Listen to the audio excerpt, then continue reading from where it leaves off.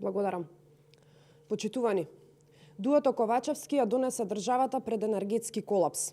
Енергетските капацитети работат со половичен капацитет, а и такви какви што се, заради неспособноста и криминалот на власта, го загадуваат воздухот и го загрозуваат здравието на граѓаните, како што е случајот со рек Битола веќе неколку дена. На депонијата во рек Битола нема резерви на јаглен. Според нашите информации, моментално има само 90.000 тони мешавина на земја и јаглен. Калоричната вредност на оваа мешавина е 1/3 од нормалниот јаглен, што значи дека на депонијата има еквивалент на 30.000 тони јаглен. Тоа е доволно за работа за неколку дена со силна поддршка на согорување со мазут.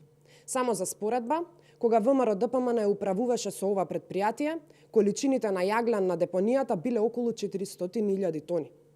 Проблемите во РЕК не се само со немањето на јаглен или неговата слаба калорична вредност, туку и технички. Имено, сериозни се проблемите на филтрите на блоковите, а посебно на блок 2, кој е целосно запоставен во одржувањето. Затрупани се зоните во филтерот со пепел и земја. Ваквиот аматеризам при работата со рек Битола е причина за енормното загадување деновиве од оваа енергетска постројка, која е пропратено со густ, жолто-кафеав чад, што е мешавина од пепел и земја.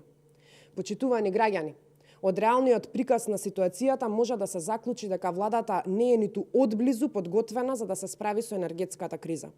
Наместо мерки за справување со кризата, сведоци сме дека има вишоци на енергија кои Елем ги продава на слободниот пазар, наместо по пазарна цена, по пониски цени, а преку тоа остварува профит некој снабдувач или фирма.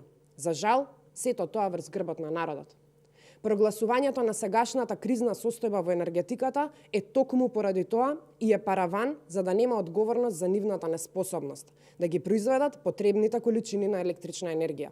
Државата ќе треба да потроши многу пари за скап увоз.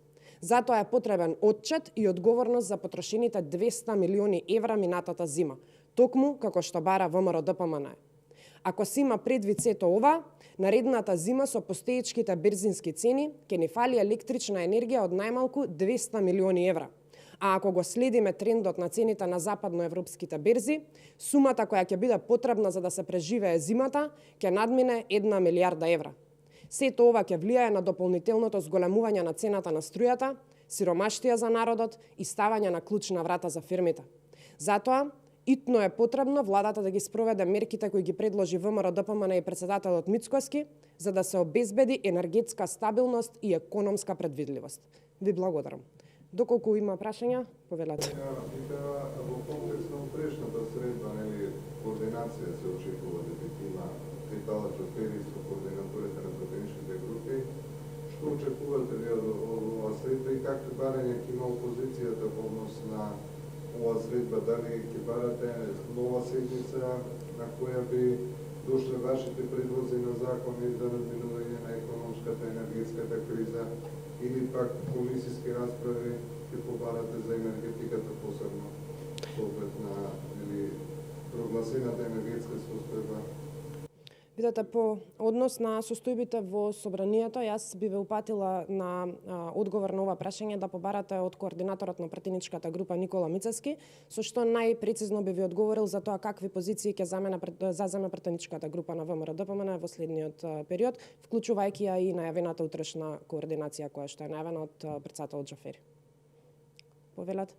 Најавите средба на извршниот комитет да одлучите и за референдумот за блокадите во собранието кога ќе има средба? Благовремено ќе известиме македонската јавност веднаш по закажувањето на седницата на извршниот комитет.